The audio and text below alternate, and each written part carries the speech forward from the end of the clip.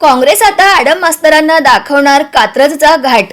सोलापूर शहर मध्य मतदारसंघातून निवडणूक लढवण्यासाठी इच्छुक असणारे मार्क्सवादी कम्युनिस्ट पक्षाचे माजी आमदार नरसय्या आडम यांच्या विधानसभा मोहिमेला खो बसण्याची शक्यता आहे। कारण सोलापूर शहर मध्य मतदारसंघ आडम मास्तर यांच्यासाठी सोडू नये अशी मागणी काँग्रेसच्या विभागीय बैठकीत पक्षश्रेष्ठींकडे करण्यात आली आहे। त्यानंतर काँग्रेसच्या शहराध्यक्षांनीही हा मतदारसंघ आडम मास्तरांना सोडण्याचा प्रश्नच नाही असे ठणकावून सांगितले।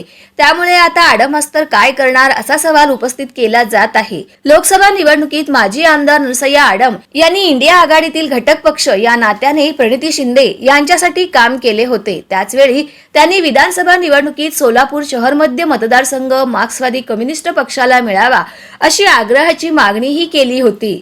मार्क्सवादी कम्युनिस्ट पक्षाचे सचिव सीताराम येचुरी यांची सुशील कुमार शिंदे आणि सोनिया गांधी यांच्याशी चर्चा झाल्याचेही आडम मास्तर यांनी सांगितले होते। मात्र त्यावर सुशील कुमार शिंदे यांनी कुठलेही भाष्य केले नव्हते। लोकसभा निवडणुकीनंतर आडम मास्तर यांनी महाविकास आघाडीचे प्रमुख नेते शरद पवार यांचीही भेट घेतली होती। त्या भेटी त्यांनी सोलापूर शहर मध्य सह 12 मतदारसंघ मार्क्सवादी कम्युनिस्ट पक्षाला सोडावेत अशी मागणी केली होती।